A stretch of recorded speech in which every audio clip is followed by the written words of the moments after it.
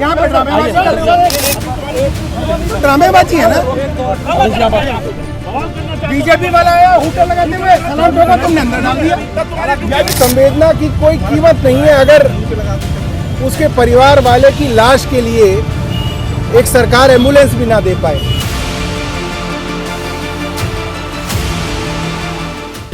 देखिए, कभी भी कोई बड़ी दुर्घटना होती है तो हम देखते हैं सरकार के बड़े बड़े नेता अलग अलग पद पे एक बात कहते हैं कि भाई जिन लोगों के परिवार वालों की मृत्यु हो गई उनको हमारी गहरी संवेदनाएं, ईश्वर उनको दुख सहने की शक्ति दे, घायलों को जल्द इलाज हो। मगर ये बातें सिर्फ ट्विटर पे और व्हाट्सएप पे और फेसबुक पे लिखने के लिए ना हो। सरकार इसको दिल से सोचे। जब किसी के घर का कोई आदमी मरता है और आप टाइप करके कह रहे थे कि इसको संवेदनाएं भेज दो, तो संवेदना की कोई कीमत नहीं है अगर उसके परिवार वाले की लाश के लिए एक सरकार एम्बुलेंस भी ना दे पाए।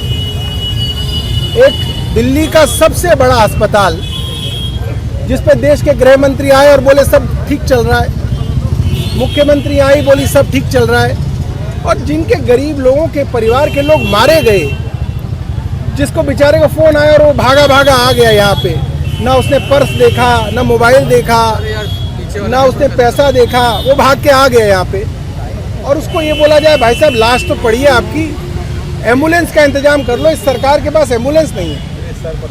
वो सरकार जो तालिबान को एम्बुलेंस दे सकती है,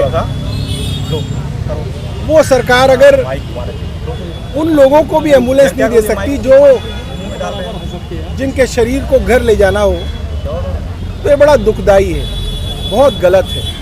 और मुझे लगता है कि सरकार को इसके बारे में चिंता करनी चाहिए। हमने अंदर भी बोला है कि कम से कम जो लोग अब इंजर्ड हैं उनको अगर आप यहाँ से छोड़ेंगे तो उनको एम्बुलेंस कम से कम दे दीजिएगा। और ऐसा नहीं है एम्बुलेंस की कमी है, सरकार के पास बहुत एम्बुलेंस है। जब मंत्री मुख्यमंत्री जाते हैं तो अच्छे साथ साथ एम्बुलेंस चलती है। प्रधानमंत्री का कार्यक्रम होता है तो खूब एम्बुलेंस वहाँ पे लगाई जाती हैं।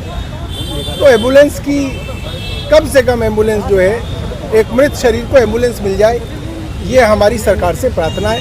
हम लोग घायलों से मिले, डॉक्टरों से हमने बात की, घायलों का इलाज चल रहा है और ईश्वर से प्रार्थना है कि वो जल्द से जल्द जो है स्वस्थ होके आए। सरकार का मैंने सुना था, सरकार ने कई जगह कहा था कि अगर देश पर आतंकवादी हमला होगा तो उसको एक्ट ऑफ वॉर माना जाएगा, उसको युद्ध माना जाएगा।